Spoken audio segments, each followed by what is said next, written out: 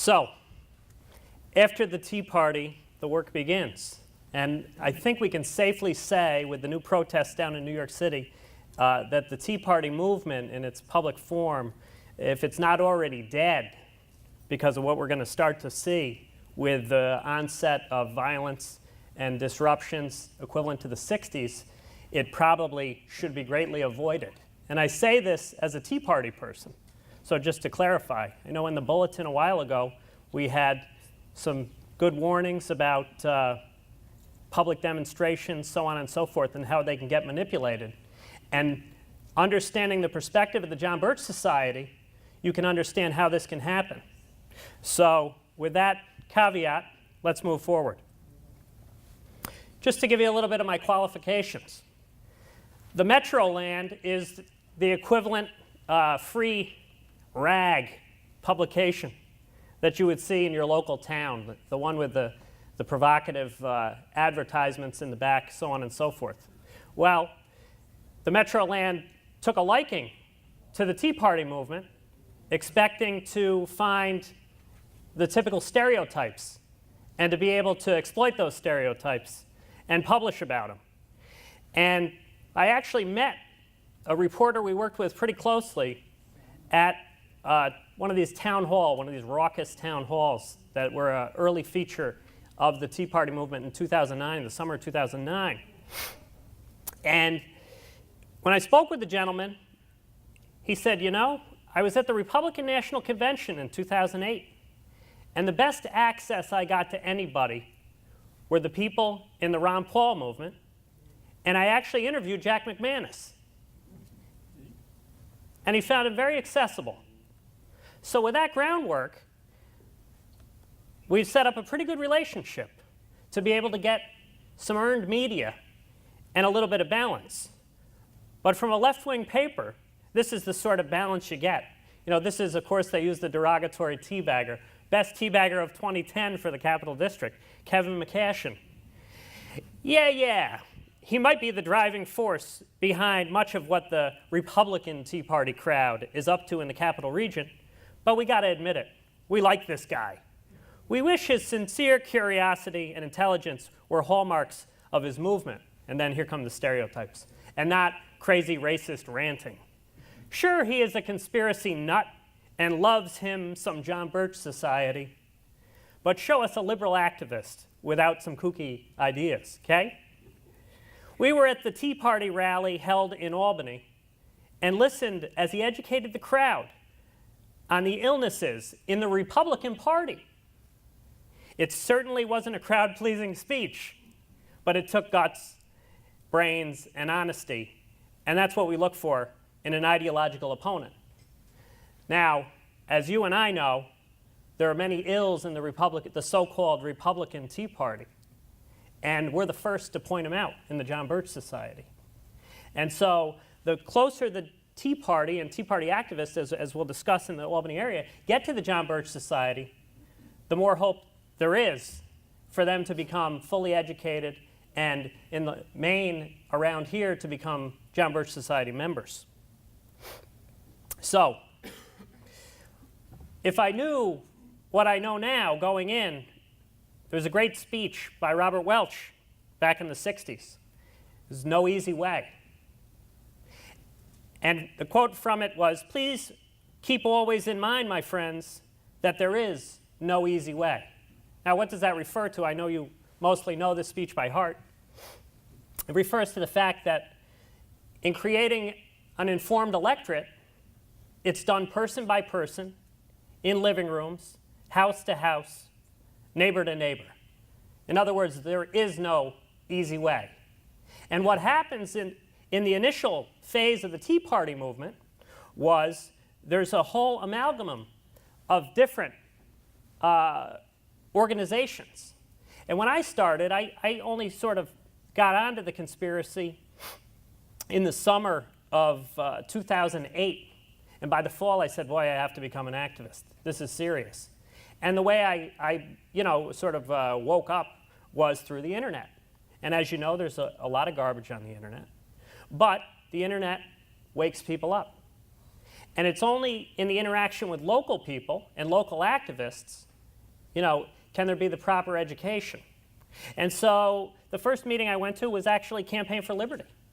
And in Campaign for Liberty, this was in early 2009, and then the first Tea Parties start in April of 2009.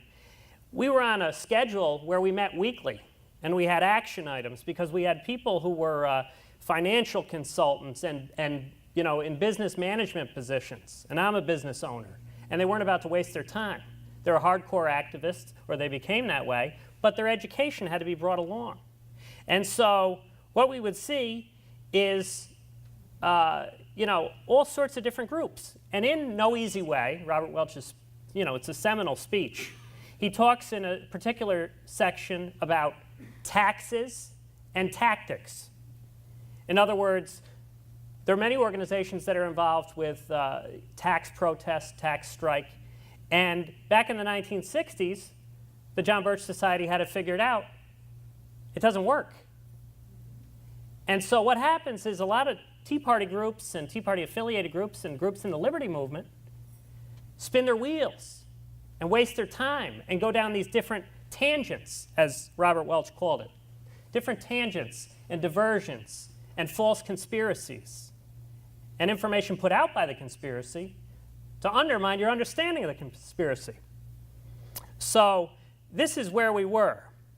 And so in a very hectic April, which featured Tea Party in Albany and the Fed rallies in New York City, on April 19th, I went out to Lexington Green, Lexington and Concord, and there was a joint event with Sheriff Mack and Stuart Rhodes of Oath Keepers. It was the sort of inaugural Oath Keepers event.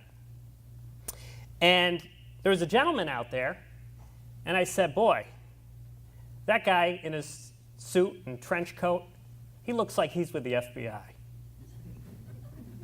And I placed it away in my head and had a good day and went home and went to they had a little reception after and met all the good people. And then I think I went to a John Birch Society public meeting. There was one in April, right around the same time. It was probably Jack McManus about defeating the New World Order. And later on, a month later, somebody came to my shop, a small business owner. Man walks into my shop. Oh boy, it's the man from the FBI. Who is this guy? Well, he introduces himself and he says, I'm Hal Shurtleff, regional coordinator for the John Birch Society. And the first thing he says, I said, well, yeah, what's the John Birch Society? What's the John Birch Society? And he says, well, let me put it this way. People used to ask the FBI about the John Birch Society, and now they ask the John Birch Society about the FBI. I was close. I was close.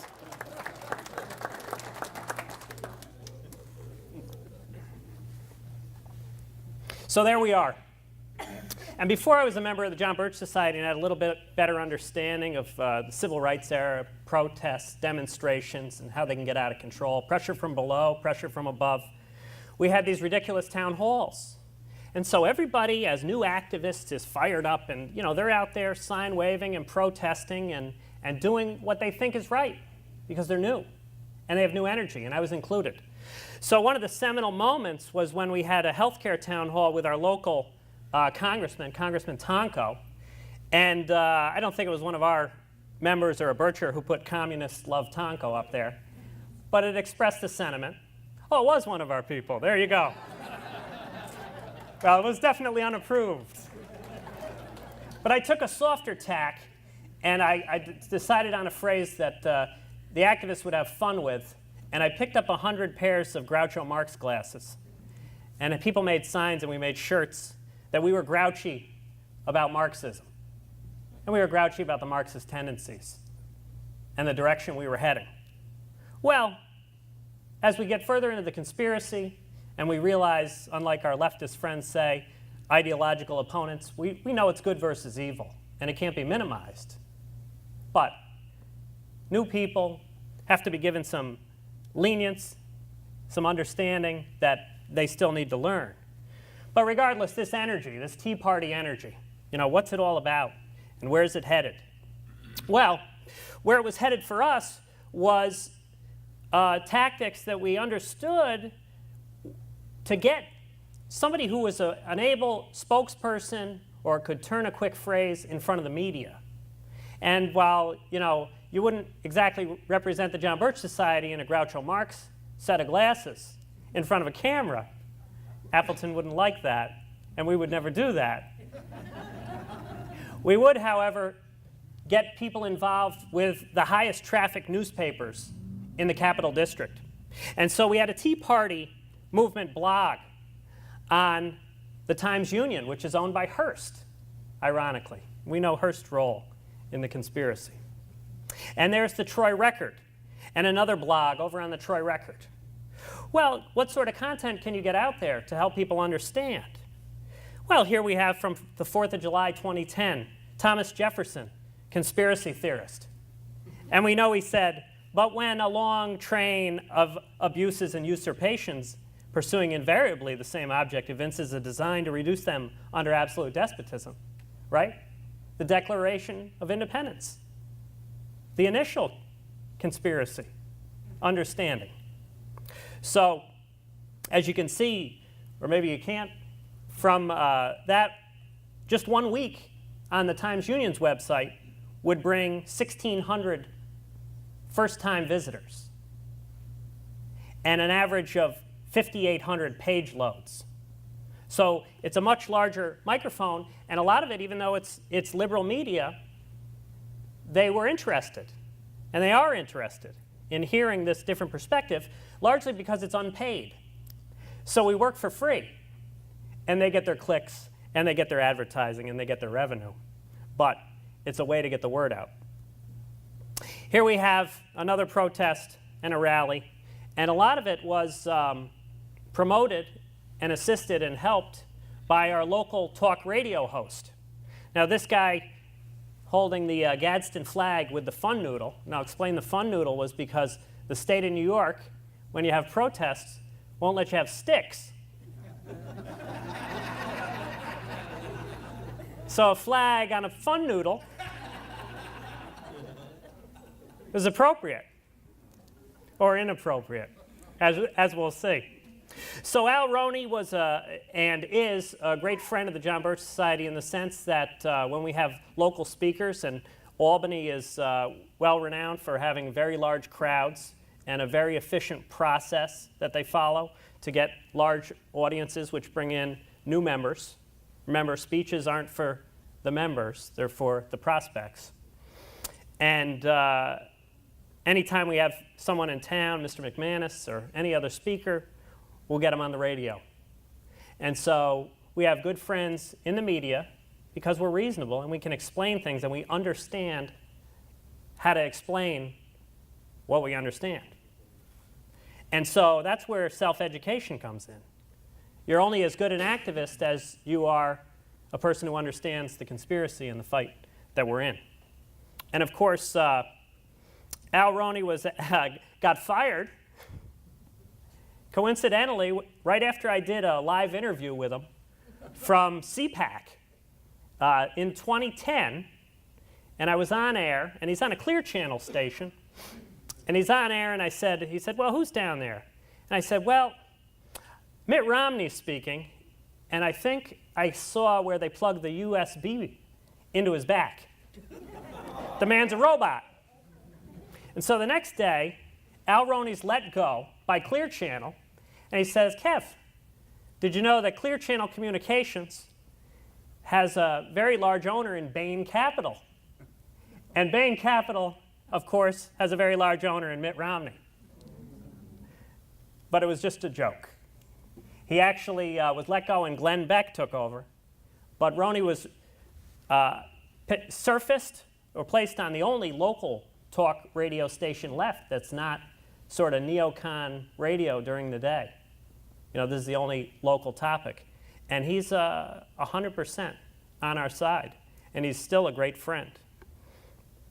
And so he was there for the rallies in 2009. Well, back to the grouchy about Marxism. So after I became a member of the John Birch Society and looked into the health care issue and the health insurance issue, so valuable resources presented by my section leader and other valuable assets that say, hey, these guys, John Birch Society, had this stuff figured out a long time ago, in the 50s and 60s. And here we have Gary Handy's Medicine Leads the Way. That's a reprint from the 70s. And Bad Medicine, Socialist Medical Care is Bad Medical Care. And obviously the classic speech by Robert Welch, Medicine Leads the Way. So here's all these great educational assets that I forgot to mention that I'm also an alumni of College of the Holy Cross, where Mr. McManus went, and I was a history major. So two things appeal to me about the John Birch Society. First, as a business owner and a franchise owner, I don't want to reinvent the wheel. I want to be part of an organization, and this is what I saw from the Tea Party, that has a plan and has a program, and this is what we offer. And second, I love history. I was a history major. And granted, when I was in college, it was Francis Fukuyama and the neocon track to the State Department. That was the history they were offering. They weren't Marxists, but they were definitely on the other side. I guess they're Trotskyites if they're neocons. But that's the main appeal. And so we see in, obviously, the classic, the Blue Book, how do we focus our activism? Who do we target? Well, all the answers are in the Blue Book. But the one ultimately sure way of achieving this reversal is to awaken enough local leaders among an apathetic American people before the continuous brainwashing by the left make it impossible, to the point of generating public pressures that will force the slowdown and reversal. At the present time, so this is 58 at least, at the present time, it is far more important for us to try to reverse the direction of the molding of opinions of men who read and think and study are themselves opinion molders than it is for us to beat our brains out in too hurried and too ambitious a direct attack on a massive wall, that being mass opinion, that we cannot budge.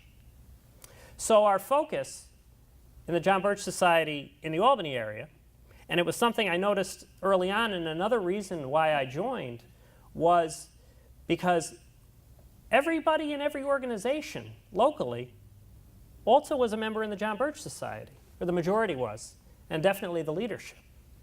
So up here, in the capital of New York, this big empire state, very collectivist, legacy to Nelson Rockefeller,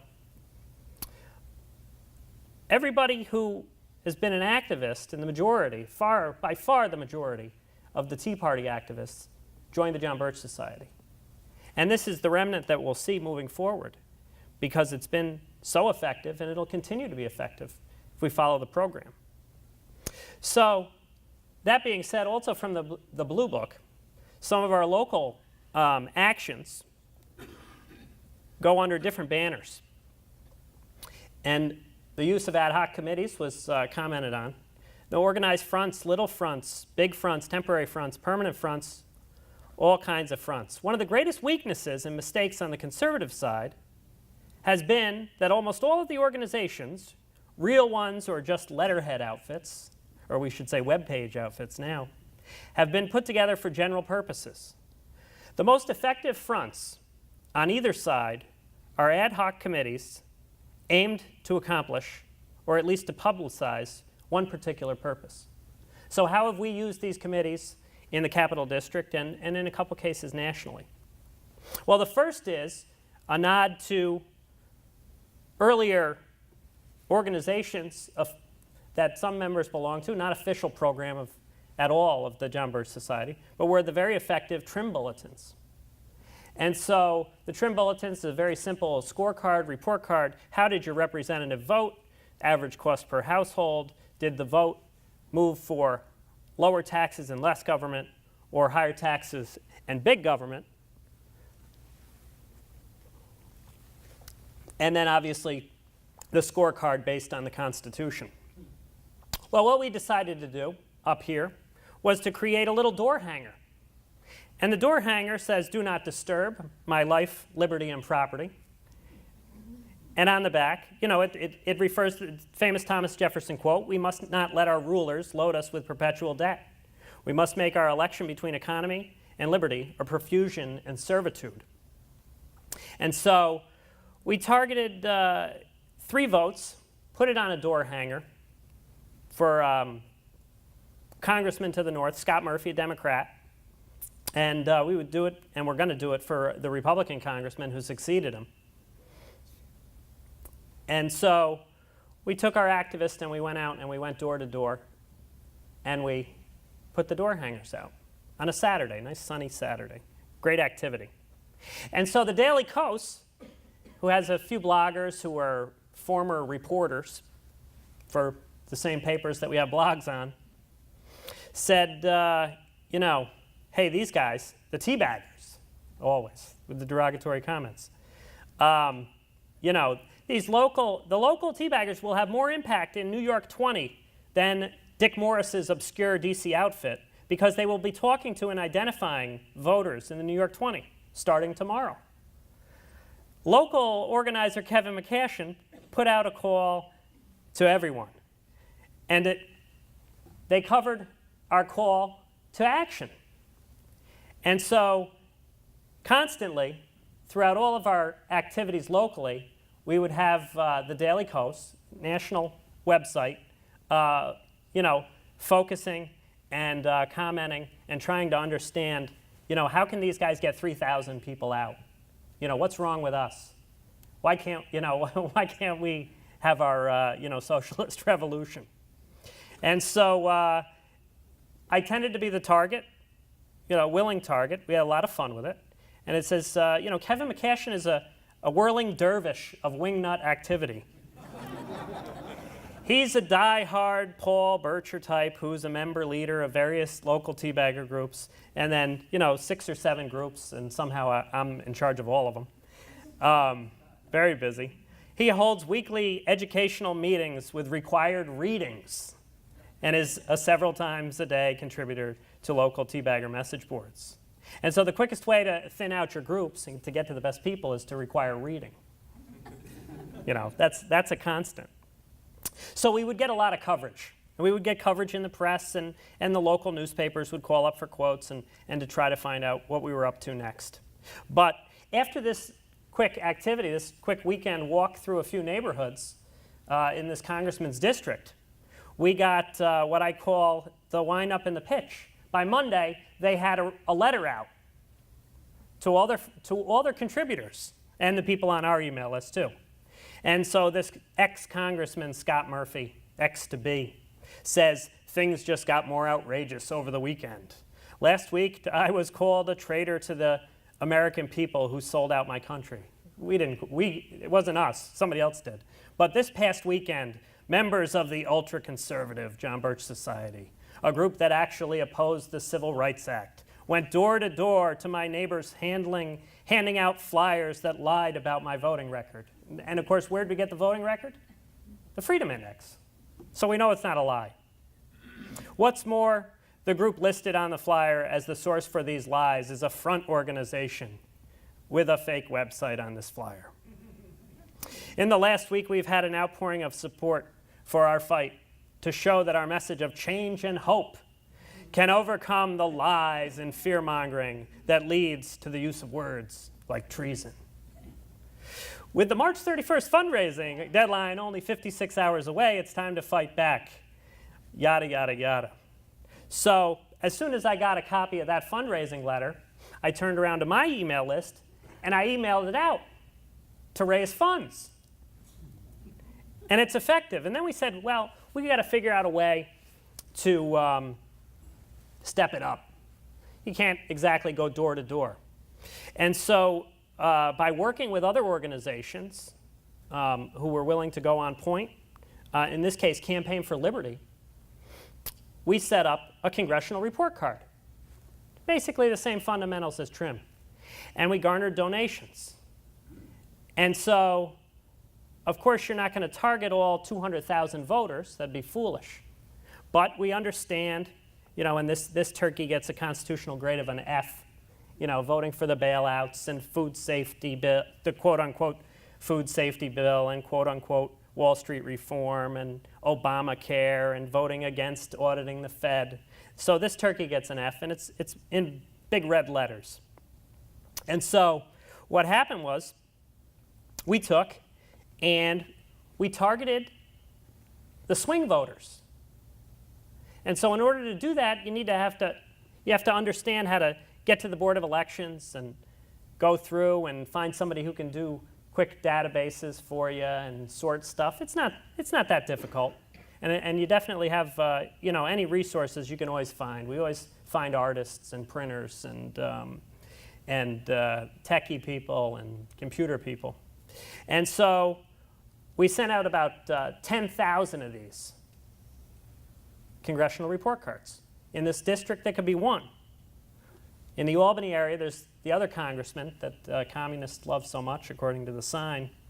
This guy is the product of a 100-year-old Democratic machine, and the mayor of Albany was around longer than the Daley administration, 42 years. So we focus on what's achievable.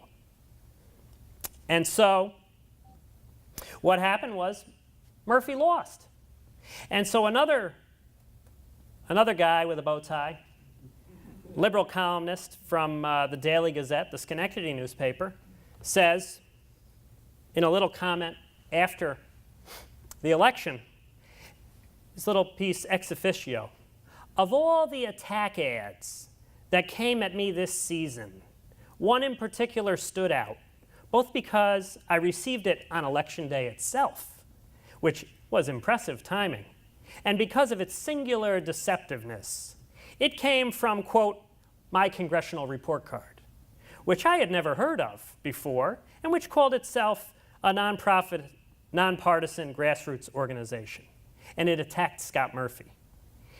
It was in the form of a school report card listing Murphy's votes on 6 particular bills dear to the hearts of the right, those being cap and trade, as they call pollution control, the stimulus bill, food safety, Wall Street reform, healthcare reform, and audit the Fed. Murphy was given a big red X on his votes on each of those, with the explanation that green checks are constitutional, red X are unconstitutional.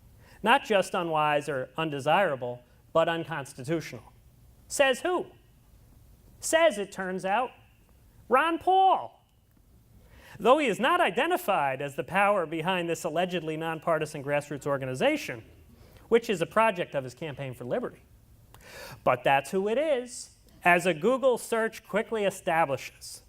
Ron Paul, quack politician, self-elevated to the role of Supreme Court Justice ex officio, smearing a Democrat on behalf of the Tea Partying Chris Gibson, so his opponent, his Republican opponent, and hiding behind the disclaimer that the smear is, quote, not meant as an endorsement of any candidate.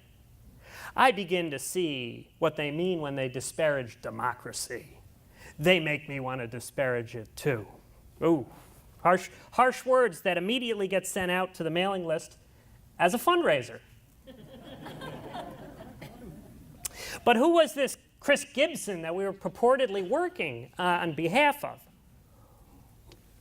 Well, Chris Gibson parachuted in from probably about 5 tours overseas as the pick of the establishment, the Republican establishment in New York State. And he was, at the beginning of the year, a colonel in the 82nd Airborne. And while we respect and honor military service, there was something more to Mr. Gibson's record besides he's a decorated, with Purple Heart and Bronze Stars, wounded in action in Iraq. But Mr. Gibson was a fellow at the Hoover Institute before he ran for Congress. And so we sent out a little warning letter, open letter to Colonel Kilgore. Now, we don't need another neocon, was the basic message. And that some gentlemen associated with the Hoover Institute trend in that direction nowadays. And so here is, the warning. Let's hear some of those. This was in response to an editorial by him. Let's hear some of those ideas other than those espoused by the big government Keynesians of the left and right. Ask your friend Victor Davis Hanson, another Hoover Institute gentleman, how well the Roman Empire was able to pay off the invading tribes when they wouldn't accept their debased currency anymore. Endless empire leads to economic collapse, while the continued bread and circuses for all are not sustainable. You may think you're seeing the return of King Jerry Solomon. So this was this former congressman that they modeled him after. The same people that put Jerry Solomon into power years ago put Chris Gibson in the driver's seat. So you may think we are seeing the return of King Jerry Solomon, but it was Solomon's own policies and unwillingness to adapt that put Solomon's temple and empire in ruins. So nowadays, anybody in public office tends to have some sort of an internet scraper or search, a Google alert, so to speak. And so anytime their name is mentioned, they'll get an alert. So it's particularly effective to write anything about your congressman on the internet because they're going to see it. And so within a day or so, you know, here we are that we're supposed to be some front organization or working for Chris Gibson or working for the Republicans according to the left. Here we have an attack on the Republicans' candidate. And so I get an email. Hey, man, you don't even know me. It was from Chris Gibson. Why don't we get together and have lunch? So immediately, this candidate who was largely inaccessible became accessible because of his concern. The association with the Tea Party movement at that point in time was nobody knows the strength, nobody knows the numbers, but they seem to have been effective. And obviously, the same group that maybe is associated with putting out these report cards is obviously going to put out report cards when he's in office. And so I met and had lunch with the congressman-to-be, and I said, you know, man, there's a lot you got to learn. And he says, you know, I wrote a book on securing the state. It was on a Madisonian approach to the national security state when I was at Hoover. And I said, well, good, then you're familiar with the Constitution. I said, this is good. It'll be a good relationship. He's a true constitutionalist. So what do you feel about your service in all these undeclared wars? Well, man. Well, that's something to think about. You know, he's learning. He's a politician. That's something to think about. But regardless, Congressman Gibson, Chris Gibson, has been very accessible.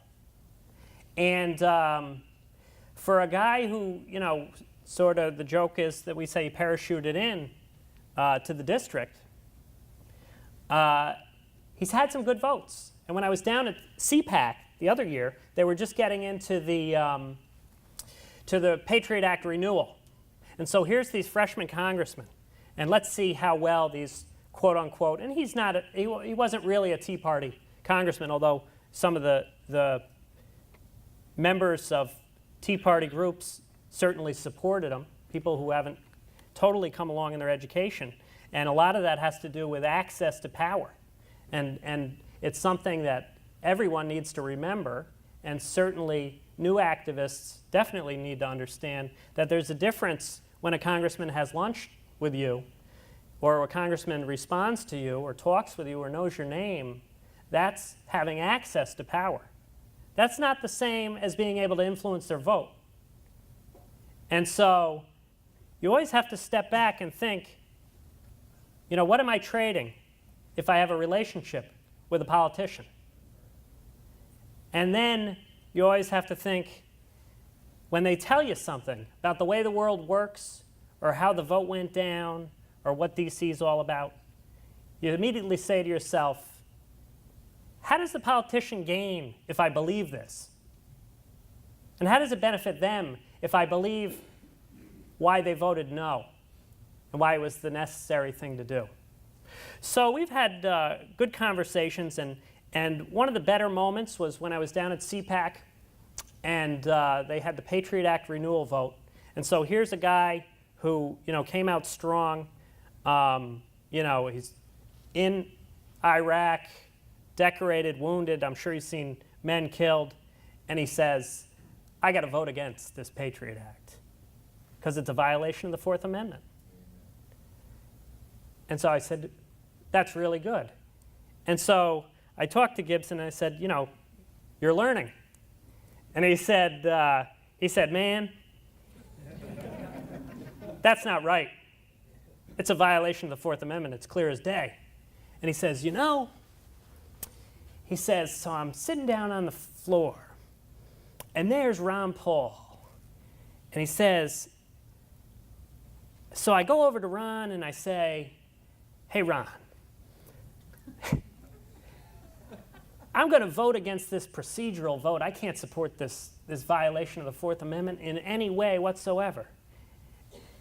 And Dr. Paul turns up to him and says, oh, they're not going to like you if you do that. But he did. And even, the second closest congressman to Congressman Paul, Justin Amash, or Justin Amash, however you pronounce it, Gibson's in with that crowd. Now, does he stray? Yeah, he strays, so we still have a lot of work to do. He voted to continue NPR funding. He made the wrong choice on the NLRB legislation that just passed. But on civil liberties, as a former colonel who served in Iraq, he's going in the right direction. So, as a consequence of my relationship with him, Gibson and his entire staff are on my email. And I have all their personal emails.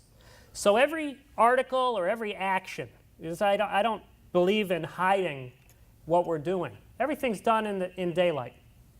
And so every action, he knows. And so, how do you get him to understand this stuff? Well, as you can see, he was a fellow at the Hoover Institution. Who else do we know who's been associated with our understanding who's a fellow at the Hoover Institution? Anthony Sutton says, Gibson, here's another Hoover guy. Would you be interested in reading some good stuff from another Hoover Institute fellow? Sure, I will. So that's how he proceeds in his understanding.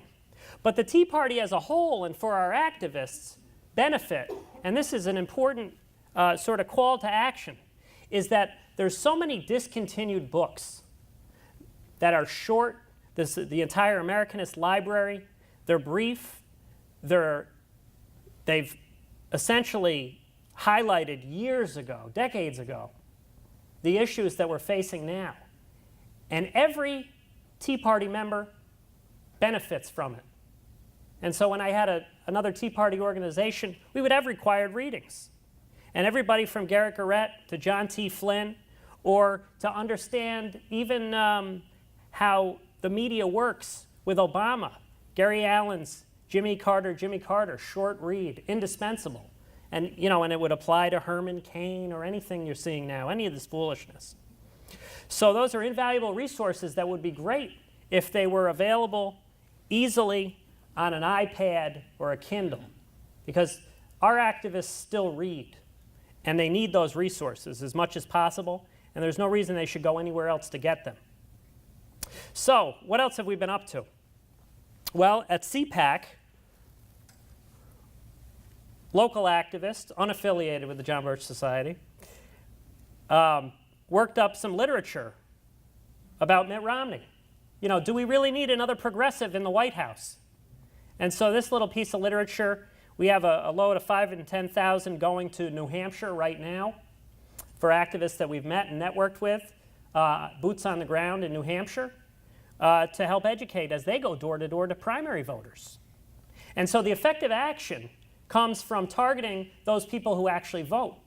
And effective action with congressmen and influencing, you want to influence the influence voters, you want to get a hold of their donor list. Who donates money to these congressmen? Well, those people would benefit from a subscription to the New American Magazine. They would benefit from getting a Freedom Index in the mail because they're activists themselves. They step up with money. And so they got to understand and be able to apply pressure on the congressman.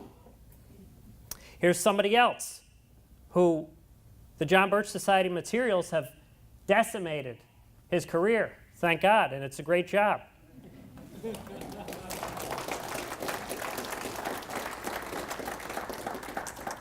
So, were a guy like Newt Gingrich to appear at an event like CPAC, and were there to be hundreds of these DVDs floating around about the real Newt Gingrich, it could be bad.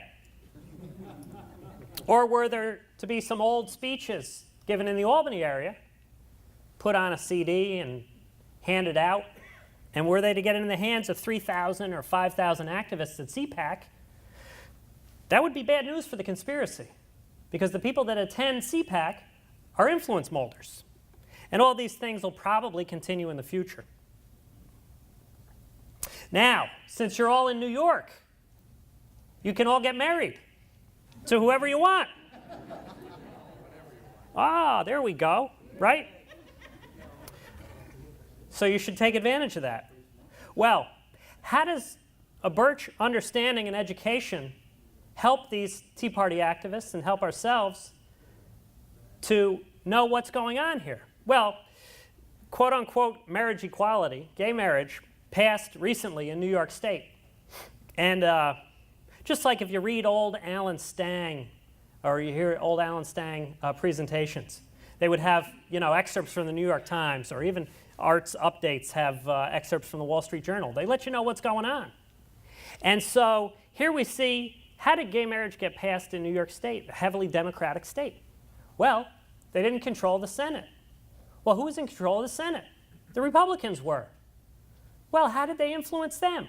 Well, Cuomo sat down with hedge fund owners, and so these hedge fund owners ponied up $6 million that were sent to, as donations, to targeted Republican state senators. And so they also would target state senators who had relatives who were homosexuals and lean on them and say, this is what you got to do. You got to get this through. Well, if you didn't really have an understanding of conspiracies and how they work and how an activist minority achieves things, you would just say, well, those dirty Democrats, or, oh, some Republican traitors. And so with having read books like Wall Street and the Bolshevik Revolution, you have this paradigm where you'll know that, here's Wall Street money getting getting by and influencing social issues in New York State, and it's happening in our time. It's not just something abstract, from 1917. And so finally, and why I put that warning in the beginning about the Tea Party, and I would say that the Tea Party movement is smartened up, and they've become more engaged. They are reading. And so we see the next big issue and the next big influx of John Birch Society members is going to be associated with Agenda 21 and national speaker tours of Agenda 21, because it's getting a lot of big play in the mainline neocon media. And so there's opportunity there. And obviously Bill Jasper and the Society have been on top of their game. And the Society's been on top of the UN since day one. And it's all associated. But I put up this slide because, once again, here we see, this is a bulletin from December of 1963. And the foreword has the quote, "What's past is prologue." And here's these invaluable Birch resources. And one of the 63 bulletins gets into this other picture. It's a famous picture of an attack dog from the civil rights era. And we're one to look at that and you say, boy, this is a terrible situation. And currently, when you look at the other picture, this is the other day from this quote-unquote Occupy Wall Street, where it gets violent. And so the pictures you see on the news are what? policemen, NYPD, swinging batons. Unprovoked, right? Just like the attack dog, unprovoked. But were you alive in the 60s, and were you a John Birch Society member, you would have heard the story about how the police were lined up with attack dogs, and one of the so-called nonviolent activists walked over and kicked the dog. And the dog, of course, responded in kind. But the picture that was published was of an attack dog attacking these so-called nonviolent pacifist protesters. And so this is the warning going forward, is that people have to learn fast. And they are coming to that understanding quickly that public demonstrations aren't the way to go. And it's never been recommended by the John Birch Society, for sure. But in the incipient days of the Tea Party movement, that's where the activists were to be found.